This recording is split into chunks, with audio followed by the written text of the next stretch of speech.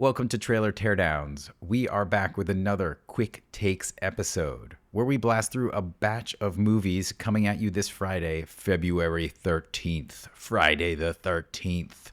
And none of these are horror movies. I know. I feel like it's for the studios like missed opportunity to do another Friday 13th movie. It's been a while since we have had a Friday 13th movie. I think it's tied up in rights battles, but oh well, who cares? All right, so we got four different movies. Nothing kind of the same. There's a couple quirky ones. The movies we're doing are Cold Storage, Crime 101, Good Luck, Have Fun, Don't Die, and another adaptation of Wuthering Heights. All right, let's jump into our first one. All right, so the first one, Cold Storage. This movie's directed by Johnny Campbell. This guy has directed a lot of TV, a lot of episodes of TV, a TV movie called Eric and Ernie in 2011, but like his last feature is a movie called Alien Autopsy in 2006, which was That's like a 20 years ago. Yeah. It's a mockumentary. Quickly glanced at the cast. Bill Pullman's in it. It's supposed to be sort of like a spoof of like some real documentary about called the Alien Autopsy from like the mid-90s or something. Okay. Anyways, so he hasn't done a lot of feature work, but a lot of TV. This movie's starring Joe Keery, Georgina Campbell, and Liam Neeson. All right, what do you got? What you think, Evan? I thought this was a really interesting trailer. I liked how it sort of did the typical twist in it of you start with the Liam Neeson and it's almost like a epidemic or one of those, people in the suits kind of movies where you're like, okay, this is going to be a serious some virus got out thing, and then it takes that turn to the title Cold Storage, the storage unit, and my boy Joe Keery from Stranger Things. You like Joe? I enjoy him. I think he's fun. I think he's got a good mix of like scared and comedic timing that work really well, and he's like very physical. So I thought, I thought the turn was really interesting, and then it went all in, and maybe this is what plays to Johnny Campbell's strength, like kind of mocking the virus zombie genre a little bit, where it's like not taking itself so seriously. And I enjoyed also the like throw in of, it seems like Liam Neeson and Joe Keery's characters may be father and son. There's that phone call scene and he's like, what is he saying about me? What is he saying? And he's just like, tell him to shut up. I enjoy that dysfunction, which I feel like plays a lot to humor that is missed in a lot of father-son things, where it's like, you got a hint of it in Indiana Jones, right? With, the dog's name was Indiana.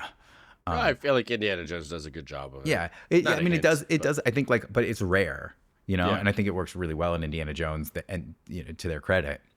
Mm-hmm. So yeah, that's my kind of quick take on it. Is I thought it did a nice setup for the turn, which then was a lot of fun. I am the only thing that's sort of like hanging over my head is it almost feels like this thing is a virus and contagious if you get close to it, and they're clearly getting close to it without any suits on in the cold storage unit. So I was curious, like, what's going on there? Yeah, good call out there.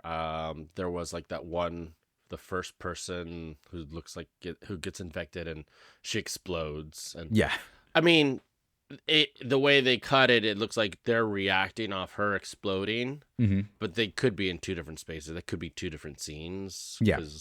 But because then I wonder, like, where's all the goo on them, or like, like there's nothing. Their reaction shot is kind of clean, but it could be just they created that moment in the edit. Or it's like down the hall, with these storage units. Yeah, true. Because also I think that woman is also in like a darkened portion of a hallway or a darkened room, and they're like in a brightly lit hallway. Anyways, yeah, similarly to you, I also liked how it started.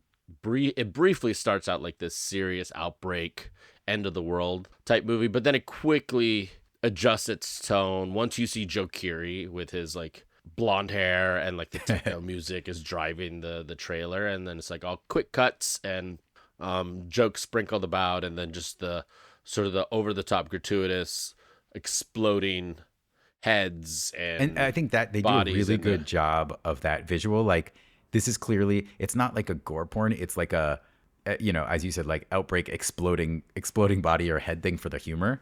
yeah, it kind of reminds me a bit of has that like grindhouse kind of feel. Hmm. Robert Rodriguez's Planet Terror, like the sort of like infest, the outbreak virus, that sort of kind of vibe. Hmm. A little Very bit of a similar. Shaun of the Dead, I feel like too, maybe. Yeah, they don't explode like that, but yeah, just No, that no, kind no, of just like humor. the The humor. Yeah. Yeah, yeah, for sure. But no, it definitely reminded me a bit about Planet Terror with like exploding over the top gags there. Hmm. When the zombies or the infected get killed. I know it's just easy to call these zombies, they're just infected. And I mean, like there's a shot of a guy who's infected shooting a gun, like, that's not really like normal for zombies to do and all that. So like who Well, knows? They're probably yeah. not zombie adjacent, whatever, it's I like mean, what defines a zombie? There's so many variations. Is it, you know, a comet from overhead, which is the original Night of the Living Dead, right? That like awakens people, or is it a virus inside of people, or is it in the air? I Mhm. mean, I think Yeah, there's I think like my sort of take on the zombie or like just sort of they're the undead has risen, That's so are but they then they're dead being here yeah. while they're Yeah. infected? But if like their heads explode, like then they're like I don't know. In this movie, it seems like it's sort of a mix because like there's that woman at the beginning, or she like her head explodes. There's a couple others that explode. I don't know if they get explode because they maybe got like shot with a gun or something. But then there's this shot of like a woman. Her face is kind of half deformed and she's looking pretty gnarly. Hmm. So she could be dead there and just come back from being infected. I don't know. I mean, it also could be like an aliens situation where they're laying eggs and these things are popping out. We just don't see Mm, them, and it's sort of yeah. hidden in the trailer. I mean, I think they do a good job of you see a lot of these absurd explosions, but then at the same time, you don't fully know like what the cause is or like how do you defeat them, right? It's not like, oh, you see them burning them with fire or you see them in a lab or something. That it's Yeah, yeah, that's a good call out because like the opening, which I feel like could be like a flashback, sort of like a prologue of like what is put into cold storage, where it's the beginning where they're like out in the desert and they're seeing all these like carcasses and all the carcasses have their like chest cavity like cut mm-hmm. open, like something escaped. So that's a good call out. Like maybe it's something there that is escaping, and that's really what they're gonna be dealing and there with. and there is sort of a and I haven't seen Among Us, but I think Among Us it's like a fungus kind of thing. Wait, There is like Last of Us on sorry, HBO. sorry, sorry. Yes, yes, sorry. Last of Us. Last Hmm. of Us. That there is, there are some moments where, like, it's going on the floor. You see sort of like not a fungus, but a something kind of crawling at 44 seconds in. There's like some fungus kind of thing. And then I'm trying to remember where the other one is that you like see it kind of, oh, right there. 27 seconds in. Hmm. It's like the green is spreading that it Yeah. might just be this, you know, this fungus or something. But yeah, I think they do a good job of hiding it, and then you also get some great color imagery. I feel like Hmm. they've got at in 28 seconds in, there's this like room and it's lit with red, and then you know the explosions are very green explosions, and they've got their Hmm. orange jumpsuits. Like I feel like what also lends to the grindhouse feel is like the high saturation kind of design. Yeah, it definitely has like a look to it. It's definitely very poppy. The colors pop, and yeah, there it just. I think there's definitely more to it than just like okay, there's just these infected, and they're trying to Yeah. like kill them all. I'm sure there's gonna be something bigger or worse that comes out. I also really liked how they ended the trailer. Like they ended it with they're going into the cold storage or they're going to one of the units and they're talking and it's like a moment of oh we're gonna figure something out, but it's really actually a comedic moment that ends it, which is really nice. Hmm. Yeah, I think that's just. I think that's. You have sometimes the movies where they just that's like sort of like a classic staple of a movie that skews comedic, Hmm. where it's like, okay, here's our trailer, title comes in, and then let's add a button a Yeah. Oh, button joke. 100%. You're not throwing a button on the trailer for Hamnet. But they threw a button on He-Man, but they threw like Skeletor as a button on He-Man, and I think that didn't work actually. So we discussed that. Like, Yeah. yeah. But yeah, I mean, obviously, I think with action movies too, that's sort of classic. Like, it's like, oh, let's show one more explosion or things like that. So it's just like sort of like the structure of these types of trailers in terms of how they market it. Obviously in all these kid movies too, you'll see those kind of buttons. So Yeah. it Yeah. works, and it's like sort of like you pointed out earlier, it's like a character moment between the two of them, and then then obviously there's actually a little bit more. Then they like fast cut like 5 quick shots of zombies or Mhm. the infected, gunshots, nozzle flares, and explosion, all that in there, and then it's like the date or like coming soon, whatever it is. Yeah. So yeah, I think with that, I think they do. I think my sort of like overall take on the trailer is like they're really trying to make this like make it look like a big budget action movie, zombie splatterfest comedy. Though I feel like it's not really a big budget movie. No, and I think the I don't trailer know those makes. VFX. I feel like the VFX for those exploding zombies has got to be a decent budget. Yeah, no, I mean for sure, but like this is not like, whoa. If you were gonna throw a budget estimate, what would you think the budget is on this? I mean, yes. Okay, it's not like $100 million. Maybe it's a 30 million. I don't know. What do you think? I would say between 30 and 50. I mean, that's a lot of money to some of us. I Well, know. I yeah, know. I mean, You spend the that much on. average, I feel like the average No. Hollywood movie is like $100 million. Yeah. Like, so I feel like this is like below that. All right, so what's your rating? I'd definitely stream this. I mean, I'm not going out to the movies to see this, but like this would be a fun watch at home on a Friday, Saturday night movie for sure. Yeah, I'll do the same. I'd stream it. Yeah, and nothing. Same thing. There's so many movies coming out that weekend. Like this would be at the sort of bottom. I'd rather see some other movies in theaters. So, but yeah, I'll definitely check it out once it hits the streamer. Nice. All right. Next up on our list is Crime 101. This is directed by Bart Layton. He did American Animals, The Imposter, and a bunch of TV stuff, starring Chris Hemsworth, Mark Ruffalo, Halle Berry, and Barry Keoghan. Keoghan? Keoghan. I'm not sure how to I think pronounce that's how you say that it. person's last name. Keoghan. What are your thoughts, Angel?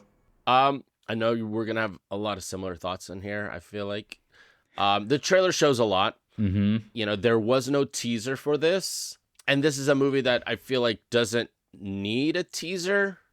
I don't think a teaser would really add much to it, but it's showing a lot. I think it's sort of common and necessary with these types of crime heist movies for audience to understand just sort of the general plot and Mm-hmm. meet all the characters involved. Like you got your main guy, your Chris Hemsworth, you got his The detective trying to track him down. yeah, the his protagonist, the detective trying to track him down, the person he's trying to rope in to help him do this con. Some side characters, the sort of like the no, I called Mark Ruffalo the protagonist, the antagonist to Chris Hemsworth's character, and then you got like the ancillary antagonists like with Nick Nolte and Barry Keoghan, who are Mm-hmm. probably the ones trying to like manipulate or trying to get Chris Hemsworth to do the job, maybe because he owes them money or whatever Or it is. steal from him like past Yeah, partners that he yeah. like got away from, but are like They're the nasty bad guys. yeah. It sets up all these characters, and then you can also sort of they also set up sort of minor characters. So I feel like this is the kind of movie where it needs to show a lot, because otherwise audiences may not know what's going on and don't totally fall to there too much. So kind of Mm-hmm. covers all the bases for a movie like this. Some of it may be cliche, it's like, oh, this guy living this life of crime is trying to probably get out of it, and this is his last job, and it's like,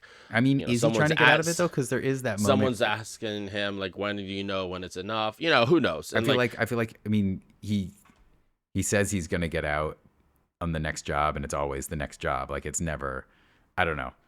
it looks stylish, the way it's shot, Mm-hmm. the cars, the setting, set in LA, very attractive people, and then obviously there's going to be some inevitable double crosses or a Mm-hmm. twist in there that's going to I up don't know. the Maybe it'll ante. end at a museum, and he'll dress like his famous portrait, painting that he likes, but he'll have other people who are dressed like him to throw off others. But then it'll be replaced with a forgery. Oh, sorry. That's the Thomas Crown Affair.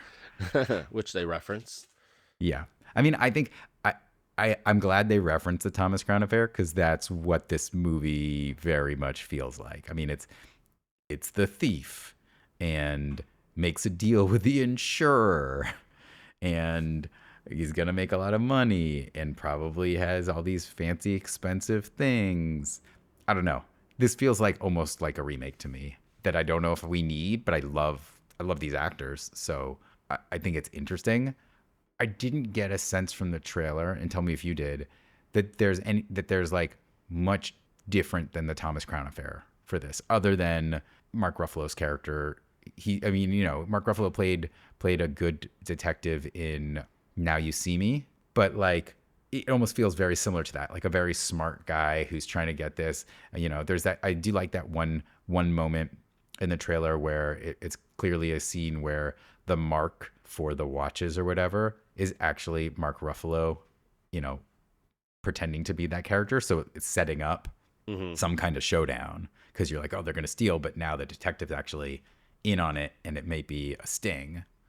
That seems cool. Yeah, I wonder if at that point in the film, Mark Ruffalo's character knows that Chris Hemsworth, because it seems like it's just sort of like too on the nose and too sort of obvious. Well, I feel like either it's what's that Al Pacino and Heat. Yes, like that Heat diner scene, right? Where they're like having that conversation and it's a really interesting conversation and they're both very aware of the others, but they can't do anything at some level. Yeah. Like I feel like it's that kind of moment, which would be is really interesting. But I think that might be the height of this movie. Yeah, it's true. I feel like they're kind of maybe not ripping off, but just sort of like doing very similar things that other movies have done. This is based on a novella, so I don't know like when that novella was written, if it was before Heist or Heat. And yeah, a lot of crime movies, heist movies are kind of they follow a lot of similar patterns. It's things like that. I mean, I think that's, Joseph Campbell sort of says there are only a set number of stories and we're just telling them in slightly different ways. Yeah, exactly. Yeah, I mean, I think they did a good job. Yeah, I mean, the trailer does a good job of just laying it out. Jumps out as like, ooh, I want to see this. Other than, as you said, like there are very attractive actors in this. Clearly, Chris Hemsworth and Halle Berry are gonna like hook up and be half naked, and it's very similar to Thomas Crown Affair. Like a lot of these, it's attractive lead, and it's like, oh, there's will they, won't they? There's tension. There's gonna be some kind of heist. There's gonna be multiple kind of like, not double cross, but tricks on tricks so that to keep the audience interested. The question is, I guess to me, does this trailer sell you on this is going to be slightly different than all the other ones in some way that'll be interesting? Yeah, I don't, I don't think so. I mean, it's hard to tell. I like the idea. I like the title's cool. Crime 101. It has sort of like how to get away with murder. Like, it's explaining like sort of like a lesson in terms of crimes and heist, but also the 101 has a double meaning in terms of like the highway in California where he says most of the incidents, the heists happen along the highway.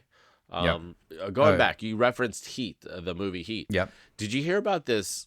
It happened the other day about this highway heist in Italy. No. It popped up on my Instagram feed. I was like, wait, is this like real? And is this new? I mean, there was like the London, the crown jewels were stolen, like have her money months ago. No. That was. I think you're thinking of Minions, the movie. No, dude. I was in London. Louvre, there the were Louvre. the crown jewel. Sorry, France. You're talking about the Louvre. Yeah, sorry. Yeah, some the jewels Louvre there. Got, yeah. Was it Anyway. the Louvre, right? Yeah, yes. It was in Paris. The crown jewels were definitely not stolen. Sorry. Yeah, it's yes. crazy with that heist, like how they easily just got in. A few days ago, I saw this pop up on my Instagram feed. There was this highway heist in Italy.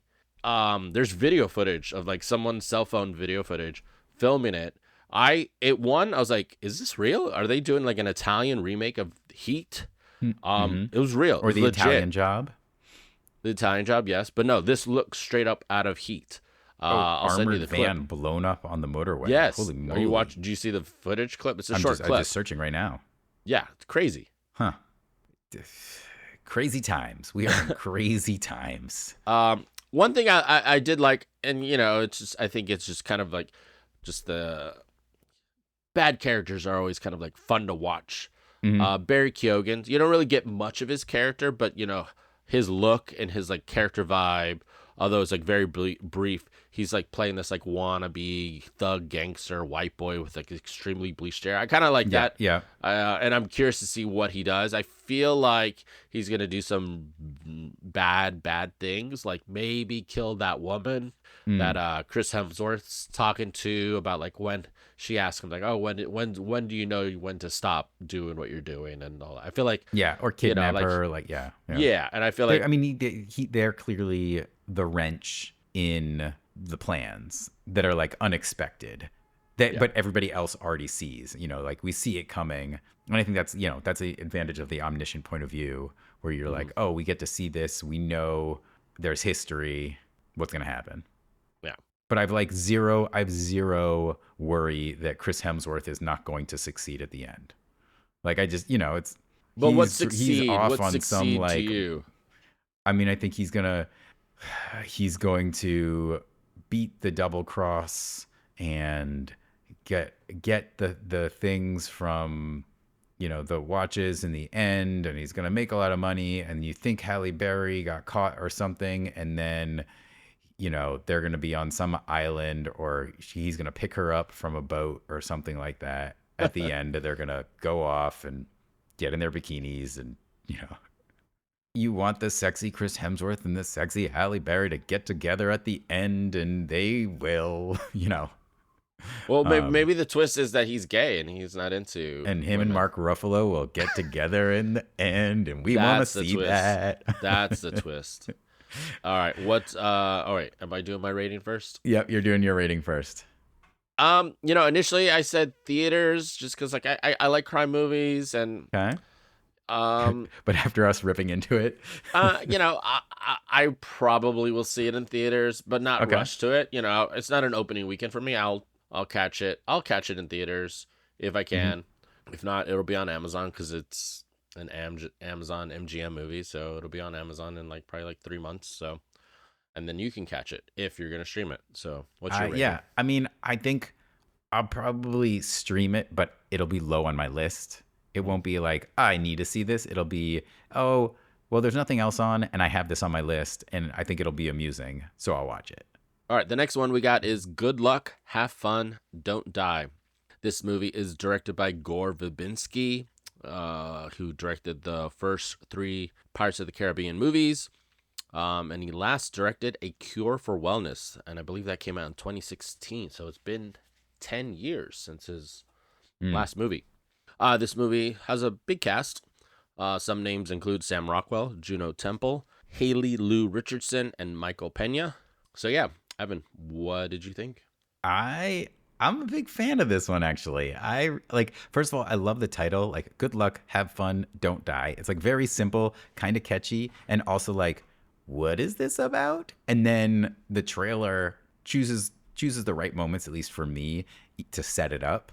Of like he comes in, and I love the like I'm from the future, and I'm here to correct the wrongs, and people are like, you look like a homeless guy, and he's like, no, this is like the future's really messed up. Like, are you not? Like, I love the humor lands really quickly. I'm a big Sam Rockwell fan. I think he's great. I mean, even like one of my favorite characters of his is in the Charlie's Angels movie, that he's one of the bad guys, and like Mm-hmm. those aren't the best movies, but like he does a great job. Like it reminds me a little. He reminds me of oh gosh, who's the good actor in that like Transformers 3 or whatever? Good act, John Turturro, No, oh, John Turturro is great too, but John Malkovich. no. He was in he played the husband in the Julia Child movie with Meryl Julia Streep. Child, the cook. Yeah, Julia and Julia. Anyway, I think I'm a fan of Sam Rockwell, and I also think this is a really fun initial premise. I do get a little bit lost in like what exactly is going on. Like it seems like there's like AI brainwashing people, and so Yeah, it's there seems like there's a lot of stuff going on in this. yeah. So I'm yeah. So I think it sets up, and then I think it's got that like not similar to Cold Storage a little bit, the humor in the violence. Like at a minute, just after a minute, you've got the little birthday party, and then there's like blood dripping on, like clearly something bad happens at that birthday party. That I really enjoyed the setup and the initial premise. I'm a little bit worried seeing just all the different clips that it's going to be almost like not an escape from New York kind of feel, but a like just mayhem with less of a point and less humor once it gets going. That makes sense. Yeah, But I think it's a teaser, and I think it works good as a teaser because you kind of just you don't really know sort of like much of the details. It's just it like well, Sam Rockwell comes in, he says he's from the future and the world is gone to shit and things are happening, and then it's just like an invasion, or and then like it just quickly goes into sort of a dystopia state, and there's riots. There's people in masks running around. There's people in cages or in fences, and it just seems like sort of like an end of the world, kind of like Escape from L.A., Escape from New York yeah, kind of vibe. And like there's, I don't know, aliens and robots, and it there's like a has a bunch weird of stuff in at there. like at 136 there's like a weird tornado inside something. Hmm. And on top of it, the one thing that threw me is the like have fun, because it was over with all the people with the masks and stuff. Like, is it a what's that movie where once a year you everybody can kill each other? The Purge. The Purge. Like, is it a the Purge type thing where like people can go on killing sprees? Like, why? What's the have fun part of it? Because it seems like there's not like saving the world. Where's that? Yeah, like that part did confuse me a little. I do like the title as well. It's like the two words, the two words, the two words. Mm-hmm. It plays well. I mean, I feel like that title, "Good Luck, Have Fun, Don't Die," It's fits very the vibe of game, like go have fun kind of feel. yeah, like go out there, try to survive, but have fun, and but don't die. Yeah, uh, yeah. uh, to just sort of be the literal And repeat I of the do, I title. do like, yeah. I mean, and I like the art nod stuff. Like, if you look at 27 seconds in, it's that future image, and it's the person with a VR set over VR. their head, and then it's the evolution. It says like, what is it? Fight back, human revolution, and Hmm. it's showing from lizard to ape to human to wearing to a phone to a VR set. And in the background, it does have triangles that then turn into pizza, but those triangles are, I'm sure, a nod to whatever the AI is, which is this triangle thing, Hmm. which I thought, is like they very selective in what they do and with whip cuts and stuff to make it feel, back and forth. Also interesting when they're in that diner with Sam Rockwell, it's very washed out kind of look. But then, the birthday scene was very vibrant, saturated colors. I think they're going to play I around. suspect that birthday scene is a Flashback. flashback because Mm. for the most part, like the movie, and I has like sort of like set tone and Hmm. its look, and I think I like that it's because it's definitely has a dark humor or comedic tone to it, Hmm. like Cold Storage, but Cold Storage is very, like you called out, like very saturated. The colors pop. This feels a little bit more natural, real world. It has a David Fincher vibe look to it. Very, it's dark, Yeah. and I like What's that. I feel like in another director they would just like say, oh, well, let's make this colorful and light. We don't want to scare people off because I feel like yeah. This bright reminds me. colors attract audiences. I don't know. You ever see Attack the Block? Yes, that's great. That's fun. This like very somewhat reminds me of it in the grounded Mm-hmm. but like out there kind of thing. Yeah, Um, I can see that. so this one has two buttons. What do you think of them? I mean, I think they work in terms of. Let me look at the buttons again. So I the know one of first them's one like, is like Sam Rockwell sits down with a Twinkie and a ho ho, I think, and he's like, "I'm not going to sugarcoat this. no, Like, the it's going button. to No, get the but. really weird." I consider the button anything after the title. Well, okay, but I think there's a button before the title in this one because it is a moment for specific humor. But then there's the other one, the With like, yeah, the giant. giant foot, animal Yeah, foot. I assume like a deer or yeah, but it's giant, so I'm assuming it like somehow got made bigger. I don't fully understand. Like, well, well, I yeah, don't I somehow. don't fully understand what's going on. Like, is it AI or is it aliens?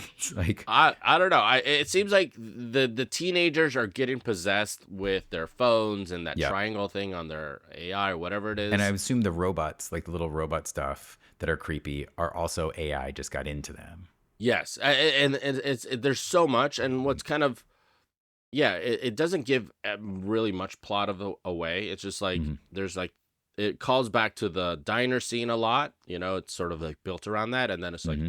quick cuts of different moments of action, people running, cars driving, people jumping over roofs, a bunch of things, and I like that because you kind of like it makes it a little bit more intriguing. Mm-hmm. And one thing that with the title, they say the title like 7 or 8 times along with Uh-huh. showing it. And I think it works really well. And I think it's one of those things that's like, look, I think I've called this out on previous trailers before, where if it's something that's like not based on IP, you want audiences to remember what they just watched. Mm-hmm. And by repetition, I think that's crucial. So like this, they say it, they stretch Mm-hmm. it out, they show the title, they have someone on one of the characters say Yeah. Yeah. the title. So I think that all really works really well. And I enjoy the absurdity of like, Juno Temple's got some hockey gear on, but then like a plastic Viking hat helmet. Hmm. Like that's clearly not going to protect you from anything. I mean, if I had that, I would definitely put that on. If there's like some Psychological sort of warfare. I gotcha. psychological warfare or sort of just like some kind of purge event going on, I don't know. One thing that I thought was weird in the trailer, so like I've seen not all of Gore Verbinski's movies. I've seen all his Pirates. I've seen The Mm-hmm. Ring. It says Rango. He also did. I didn't see Rango the animated. There- I didn't see I, his last movie, Cure for Wellness. But the title card at 39 seconds that says "From completely unhinged Gore Verbinski." I mm-hmm. never really considered him No, unhinged. but unhinged. But they want. I mean, that's part of the marketing for this. Yeah, Yeah. but No. I know I get it. I know that's how they market. But like one, who's clamoring for Gore Verbinski movie? I mean, Pirates of And the two, Caribbean are like, is he great. really considered unhinged? Like, let's pull up his.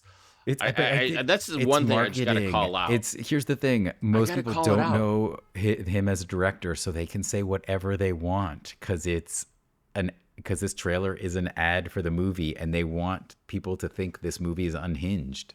From Gore Verbinski, the unhinged director of Mouse Hunt, I mean, Rango, but yeah, the Mexican with I like Brad that Pitt and movie. Julia Roberts. Was Yeah, that yeah. that was unhinged? Not. I mean, no. That's just Yes. like hold on. Oh my God, he directed The Weatherman. You remember that with Nick Cage? It's like Okay, but that it's was like a a little family bit drama unhinged. movie. That one was unhinged. That Was one, I'll say. it? Yeah, The yeah. It doesn't weatherman, like okay. have a mental A breakdown. Chicago weatherman separated from his wife and children debates whether professional and personal success are mutually exclusive. Um, I think yes, that's just like a I think miss. unhinged is an anomaly, and they use it for marketing. It doesn't necessarily fit him. I agree with you on that. Yeah, that's just odd. And again, like even calling out that it is Gore Verbinski, like it's just like are people clamoring for him? It's like I don't know. That's my one big call out. Yeah. So what's your rating? I definitely stream this. This looks fun. This would go to the top of my streaming list. Yeah. I want to see it. I'll catch it in theaters. I think it could be fun in theaters, This is what I think. I feel like this can go or either it could way. be really bad. It could be really fun and good, or just fall flat, and it's just like there's so much going on. It's like what? Yes. So I'd check it out in theaters, for sure. I mean, also could just end really weirdly, like that swirling black tornado thingy at the end of the trailer reminded me a little bit of what's that Scarlett Johansson movie where she gets the drug which makes her super intelligent? That was really bad. Lucy? Yeah. like Lucy. And Lucy ended up being like, she's so intelligent. Well, no spoiler, but I did not enjoy that ending. Thought it was a kind of a cop out. I didn't see that one. It's not. I don't recommend it. It would be it's a good, if nothing else, on watch. All right. Boom. Last one. Last one. Wuthering Heights, the 2026 version, off of the classic classicism novel Wuthering Heights, directed by Emerald Fennell, who did Saltburn, Promising Young Woman, starring Margot Robbie and Jacob Elordi and Heathcliff and Not the cat, right? No. But Heathcliff, I think Heathcliff was like, was that Pride and Prejudice? I don't know. Yes. No. Anyway, Okay, so was Heathcliff in this one? I don't even remember. yes, Like, yes. that's Oh, sorry. something I want to Heathcliff talk was about. Wuthering Heights. There's a bunch of like classic, classism. Oh, what's the name of the one? Sons and Lovers is another, like of that era. There's a bunch that are these grand romanticism gesture set in the Bridgerton times environment. That I did not read. I read the Cliff Notes, but not the Of Wuthering Heights. Actually, I don't know. I forget if that was in our in your syllabus. Here's the thing: you just saw syllabus. this trailer, so you know everything that's going to happen. So, what are your thoughts, Angel? Okay, so first off, I know I was like, okay, they've made this into a movie before, so I wanted to kind of just like reference those, even though I hadn't seen them or. Mm-hmm. And so I went on IMDb and I was like, okay, searched Wuthering Heights. And at first I was like, oh, let me just open up all the tabs. I opened up each movie that was in a tab. And there were so many tabs that your computer I was crashed? like, holy shit. There's like, I had 14. I was like, oh, I got to stop this. I mean, let me just look on Wikipedia. And there are over 35 film and television adaptations of this novel. Hashtag not surprised. I'm like, holy cow. Do we need to tell this story again? I guess so. So yeah, that was a shock. It's another example of where you can get attractive people who will get naked, and it's not 50 Shades of Grey, but like you can get close to the like romance novel-esque like nakedness and sexiness. And I guess also it's like, look, it doesn't cost money to do an adaptation of this because you don't have to option this. That's true. Probably in public domain. So why not? And it's a timeless whatever novel. But yeah, People I was like like holy sex. cow. Is there sex? I don't know. It seems like a lot of like kneading dough and longing looks and long hair and Angel, the pottery scene in Ghost was not about making a pot. What? Anyways, what are your thoughts? So I like the look of. I've only seen one of the director's movies, Saltburn. No, you didn't see Promising Young Woman? Okay. I didn't. I hear that's good. I want to check it out. Saltburn, I enjoyed it. There's really good performances. I forget if that was based on anything or if it was a original script, but I like the film. And this has a look. It looks like it's shot on film. The production design, costume design, and this looks really nice. She has a style to her films. Again, I've only seen one, so I haven't seen the other one, but she definitely has a nice style to it. The cinematography, the way she composed her shots. This has a vibe, and I like that they're bringing in this sort of modern music vibe to it, like Charlie, who's Charlie XCX. She's a British singer, that songwriter. In the end of the trailer calling out. So like she does the music and probably has some original songs in this, and so I think they're featuring it in the trailer. It makes it's like a take on this for a different generation. I feel like it's for like this generation, the millennials, the Gen Z, whatever. Inspired by the greatest love story of all time. And yeah, that was one thing I was gonna call it. Again, I've not read this, so is this the greatest? I thought it was like Romeo and Juliet, and like this is one of the like templates for childhood best friends who are in love with each other, but the female is destined to marry a rich person and he's not rich, so he goes off and then she changes, and then he comes back a rich person to win her back, and Hmm. but He he can't hasn't have her. She's necessarily already let it gone. change, but she's already done this, so Taken. now it's love that's not possible to have because they've been married and you don't get a divorce, but oh, he's so attractive, and you know that I think and of course, like, everybody wants them to get together because you've seen that backstory, and now he's done it all for her. I don't know. Yeah. Yeah, and like is I mean this could be like sort of like that original version of that. It's like sort of like unrequited love kind of thing. Like, oh, it's forbidden. We can't. I'm already spoken for. Or like we're in a different class. We can't be together. Get it? Got it. That's the story. But just in terms of the look of the movie, it looks well made. Um, I wonder how much of sort of like the sex and the lust and the sort of is gonna be in the movie, or if it's just sort of just like more of the built up to it. Because like in the novel, again, I haven't read the novel, so I don't know like how much of that is really in it, or is just the director like adding that I think there to the is movie. a lot of tease. I mean, you see sort of the moment in the trailer where they're both on different sides of a wall, I think in their own bedrooms, and they're like licking the wall. Mm-hmm. Like, I think that's sort of the feel, and I think that's sort of what people that keeps people in there, is because you want them. It's like it's such a tease. Like, the whole thing is a tease, and I think that's the not the temptation, but that's like the pull of this is you want to see them, but it's like you just get teased over and over again in different ways. Yeah. It's just there's so much. There's just the looks that they give each other, like oh god, I need you, I mean, I the want you. him in the horse stall with his shirt off, sweating, and then it cuts to like a close up of her with like grass in her mouth, like Mm-hmm. orgasming, or just thinking of him because it's clearly Watch if we see this movie that like they it would be very funny if like they do not have sex whatsoever in this movie, and this trailer was really cut really well together to imply like so much. they're gonna have sex at some point. That would be the biggest sort of catfish of all, if like there is no sex, they do not hook up whatsoever. I mean, uh I think we see them hook up like a bunch of times. I mean, like I'm talking about going all the way. Like there's just so much staring at each other. I'm Home run, blowing this not just first smoke. base. I'm taking off my shirt. I'm gonna unravel you know, your Corset. dress, your corset. I mean, it's well done in terms of like those edits. They're quick.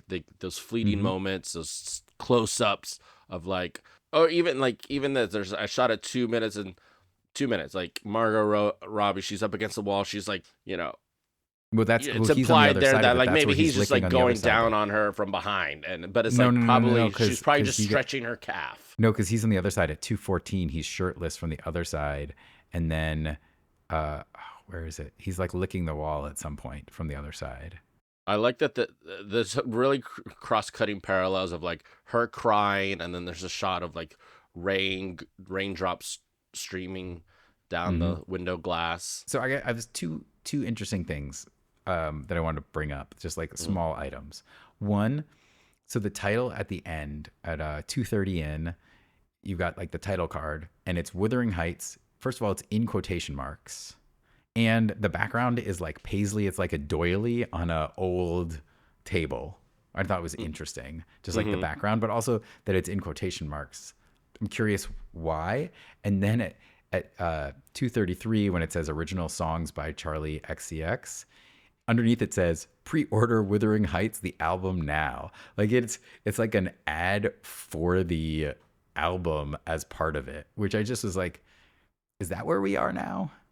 Yeah, I think that's I've heard a couple of Charlie XCX's songs. They're Mm-hmm. kind of catchy, but it's not like Yeah, my yeah, yeah. jam. But like I think that's tapping into that generation, right? Like that. I don't know. The multi-screen. Yeah. Not to multi-screen, but like there is that music is not your parents' music that's gonna like, oh, I want to see this adaptation of Wuthering Heights because Charlie XCX is seeing it. No, it's gonna be the 20 something year olds are like, oh, I I mean, love Charlie yeah. XCX. That's cool. I want to see this movie. It's just a way to bring them in, I think. You Yeah, know. I mean, this is, it's in the genre of Great Expectations. It like reminds me a little bit of like, Braveheart in the, the countryside meets Bridgerton. Hmm. I do think it goes on too long. The trailer, yeah, it's a little long. I think it shows so much of the, like, I think it should have ended when, like, when he reappears. Mm. But that There would have been actually is a so. teaser. I don't know if you saw the teaser. There is a teaser for this. Mhm. I think that one is a nice. I like the teaser. It shows less. It's very fast paced. It definitely sets the tone and vibe. I think Mhm. it has a Charlie XCX song driving it, and Yeah, yeah, that one's the um kneading of the dough. Like, yeah, that one's really heavy in there. But yeah, I mean, I think this still too, like, I again, like, you can only, like, you call that at the beginning. It's like you kind of know sort of where it's going, but also it's because you've seen versions of this kind of stories, like the unrequited love, the mhm. class differences. But like, I don't know what happens at the end. Does he get with her? Do they walk off in the sunset? Does he get killed? Does she Mhm. die? You know, like, I don't know those plot points. Yep. But yeah, you kind of know, like, yes, he comes back, he's cleaned up, but she's already taken, and so then there's that drama and all that. So when I heard his name, Heathcliff, the first thing I thought of was the cartoon, the cat cartoon. Do you remember that? Heathcliff, Heathcliff, no one should terrorize the neighborhood. One of the That's like top 10 Oh. Saturday morning cartoon theme songs. Yep. I mean, Heathcliff is clearly named after this Heathcliff, though. Like, it's not the other way around. Oh But yeah. Well, is it? You think? yes, Well, and also they don't make names like they used to anymore. Or at least like when did you mean old English names? like Heathcliff? I mean, like, why not bring that back? I don't know. I feel like You have a nowadays a son. lot Why of didn't you name your son Heathcliff? no. I Because you bet didn't that want him to you've get beat up at school for being named Heathcliff. Heathcliff, Heathcliff. Yeah. I don't know, but yeah, that's what I thought of, and instantly it was like the Heathcliff cat cartoon. And didn't you also, like, okay, just to go on a tangent real quick here, and then we'll wrap it up. Heathcliff and Garfield. You had two Hmm. big orange cat cartoons. Like, that was kind of odd. I thought, like, you had these two different cats, and they're both cartoons. Like, I mean, there's also Cool Cat at one point. I think it's spelled with a K. yeah, but like he wasn't orange and fat or Yeah. big or, big boned. Anyways, that's all. All right. Who's giving the rating first on this? I guess am I giving my rating? I think I'll go first. I'll stream it. I'm curious to see where this ends. So I really enjoyed Saltburn, so mhm. I'm curious to see her next film, but I won't rush to see this in theaters. I'll stream it, and hopefully there is a NC-17 unrated, X-rated cut, or Sure. Yeah. watch this just In your be. dreams. Hold on, I wonder. Let's see what's the rating of this. Watch it be PG PG-13, and 13. Um, though it could be, because I feel like they would want to bring in the younger audience. Oh, it is rated R. Okay. he's often regarded as an archetype, the Byronic hero, or the tortured anti hero, whose all consuming rage, jealousy, and anger destroy both him and those around him. So That's definition of Heathcliff. it's rated R for sexual content. That seems tame.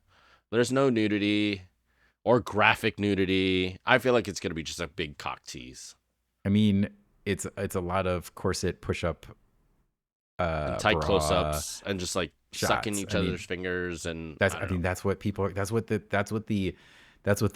40-year-old women and 30-year-old women who go see this movie in theaters want to see. And 20-year-old women. I don't know how old, Yeah. but Well, and you know, again, that's fine. Again, like back in the day when Emily wrote this, I'm calling her by her first name yeah. because we're pals. uh, I'm sure. I don't know. No, I I mean it don't was scandalous, but it was also back in scandalous. the. Yeah, I mean when the bikini came out in the 1950s, that was scandalous. it This, was. this came out in what The 1850, 1847 or something. I think it was I think originally 1817, something like that. Yeah, Okay. but 1800s. Yeah. But okay, that's my rating. I'll stream it. What about you? I If there's nothing else on, I will put Okay. this on and probably be bored But of it. but I would you really I put it on? I mean, Would you I really think put if it there was on? nothing else on, I'd be like, okay.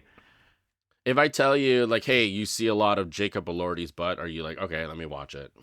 I mean, I don't even if you said I see a lot of Margaret Robbie's butt, I still probably wouldn't watch it. Like, I think it's it's a classic. Wuthering Heights is a classic, and this is going to be a modern retelling of it in not a modern retelling, but like a another version of it with a Yeah. different eye that could be interesting.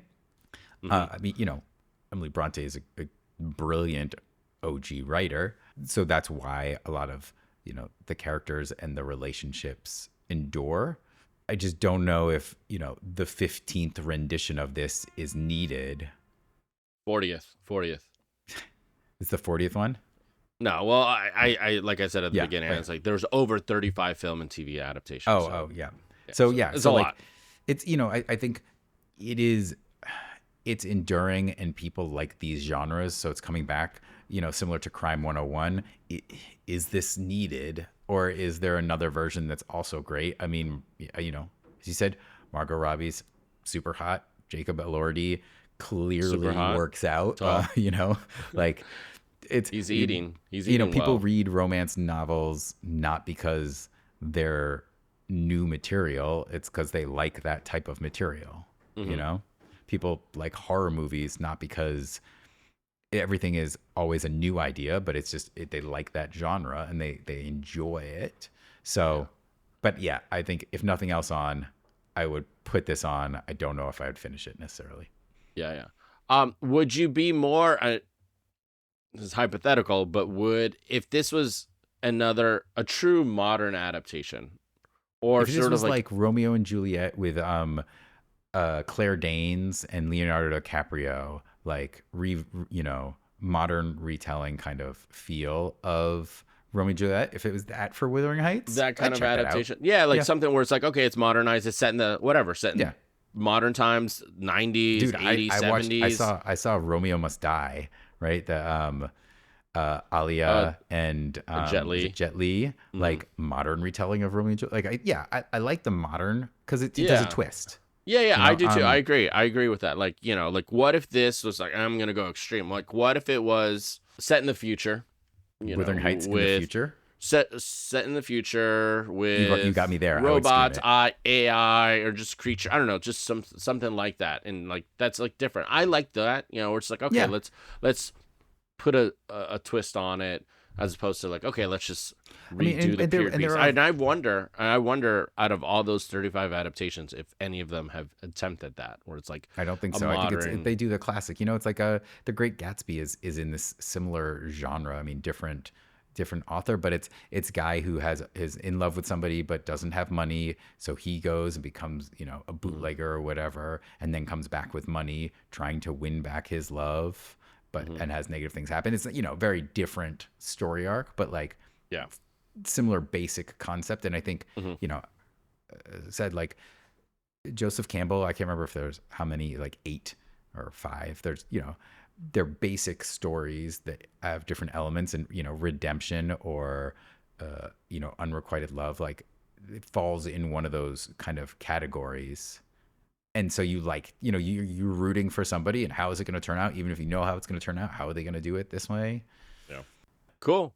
That's it. That's our quick takes. So recapping, we have 4 movies coming out this Friday. They are Cold Storage, Crime 101, Good Luck, Have Fun, Don't Die, and Wuthering Heights. And as always, if you like the podcast, please subscribe. If you hate the podcast, please subscribe. Let us know in the comments or, how you feel on social on if you're going to see Cold Storage, Crime 101, Good Luck, Have Fun, Don't Die, or Wuthering Heights. We've got some fun upcoming episodes. As always, there are links to the trailers that we talk about in our description. And thanks for podcasting. Thank you.